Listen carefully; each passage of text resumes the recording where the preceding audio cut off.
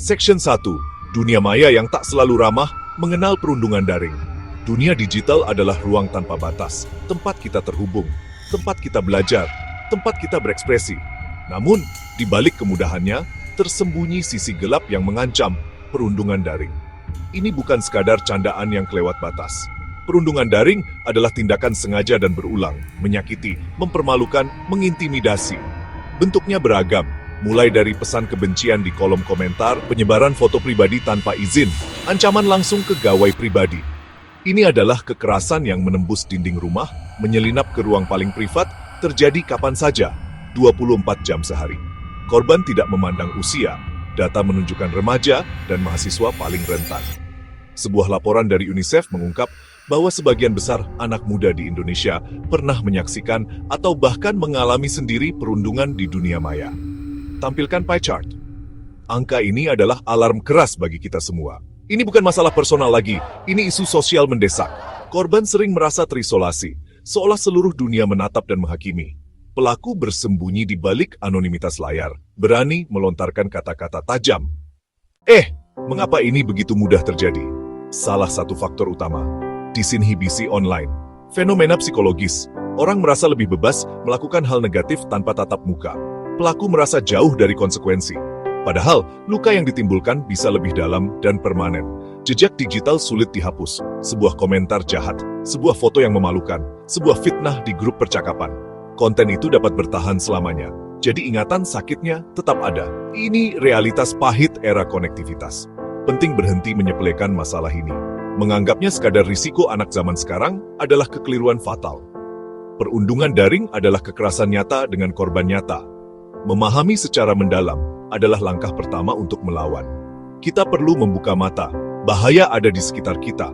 Mungkin di ponsel anak kita, ponsel adik kita, ponsel teman kita. Kesadaran adalah senjata awal untuk menuntut ruang digital yang lebih aman dan beradab untuk semua. Perundungan daring memiliki banyak wajah. Seringkali tersamarkan dalam interaksi sehari-hari di media sosial. Bentuk yang paling umum adalah pelecehan verbal, pesan yang menghina, pesan yang bersifat kasar, pesan yang mengancam secara terus-menerus. Bayangkan kolom komentar Anda dipenuhi caci maki dari akun-akun anonim, atau pesan langsung yang masuk tanpa henti, merendahkan martabat Anda, menciptakan serangan masif yang membuat korban merasa terpojok dan tidak berdaya. Bentuk lainnya, penyebaran informasi pribadi atau doxing, penyebaran nomor telepon korban, penyebaran alamat rumah korban, penyebaran informasi personal lainnya. Tujuannya, membuat korban rentan terhadap gangguan di dunia nyata. Praktik penyebaran rumor dan fitnah, sebuah cerita bohong yang diviralkan membentuk persepsi publik yang salah. Dampak, dikucilkan secara sosial. Dampak, kehilangan kepercayaan. Dampak, kehilangan kesempatan di dunia akademik atau profesional. Impersonation atau peniruan akun. Akun palsu memakai nama dan foto korban. Mengunggah konten memalukan atau mengirim pesan tak pantas. Akibatnya korban harus memperbaiki kerusakan citra yang bukan kesalahannya. Pengucilan daring dikeluarkan dari grup percakapan online, diblokir secara massal oleh sekelompok orang. Bagi remaja, ini bisa terasa seperti akhir dunia. Platform sehari-hari, Instagram, X, dulu Twitter, TikTok, grup WhatsApp, pelaku memanfaatkan fitur platform untuk memaksimalkan dampak. Komentar bisa dilihat ribuan orang, unggahan bisa dibagikan ulang tanpa kendali. Konten yang terkirim hampir mustahil untuk ditarik kembali sepenuhnya. Dampak perundungan daring seringkali tidak terlihat secara fisik. Namun, lukanya bisa lebih dalam dan bertahan lebih lama. Secara emosional, korban mengalami spektrum perasaan negatif yang intens. Mereka bisa merasa sedih berkepanjangan.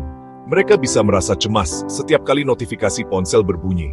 Mereka bisa terus-menerus merasa takut, rasa malu, dan penghinaan publik menggerogoti harga diri, membuat mereka percaya bahwa mereka tidak berharga.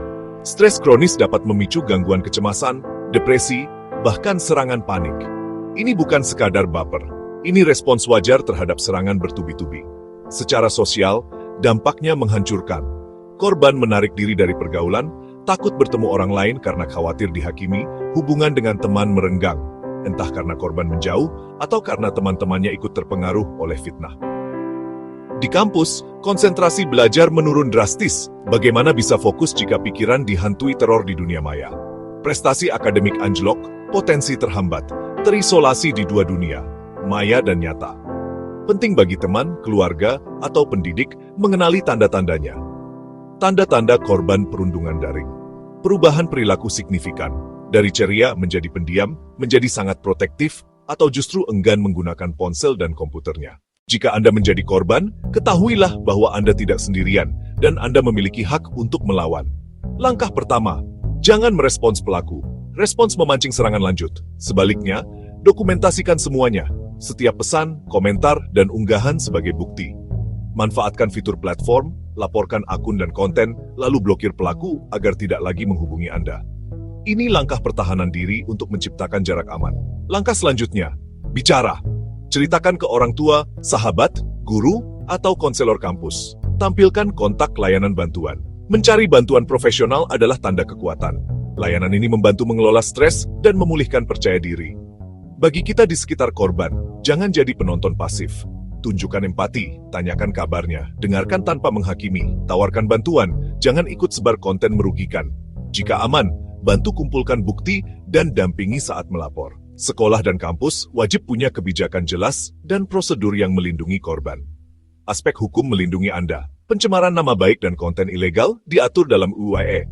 Konsultasi bantuan hukum, organisasi HAM, membantu memahami opsi. Pada akhirnya, perang melawan perundungan daring bukanlah pertarungan satu orang, melainkan tanggung jawab kita bersama, individu, komunitas, institusi, dan negara. Kata-kata di balik layar bisa destruktif. Sebuah unggahan dapat meninggalkan luka seumur hidup, dan keheningan kita menjadi kaki tangan pelaku. Sudah cukup, saatnya berhenti jadi penonton, jadi agen perubahan, membangun benteng bagi yang rentan, menuntut keadilan di ruang digital. Untuk para korban, Anda kuat. Anda berharga. Ini bukan salah Anda. Jangan biarkan suara jahat mendefinisikan diri Anda. Ambil kembali kendali. Cari bantuan. Bagi kita semua, berpikir 2 kali sebelum mengetik, berkomentar, dan membagikan. Tanyakan, apakah ini menyakiti seseorang? Membangun atau merusak? Ajarkan etika digital di rumah, pertemanan, dan komunitas. Gunakan fitur privasi dengan bijak. Ciptakan ekosistem yang saling mendukung. Dorong platform dan pemerintah bertanggung jawab. Dengan empati dan keberanian, kita rebut kembali ruang digital yang memberdayakan. Hak untuk aman tak bisa ditawar.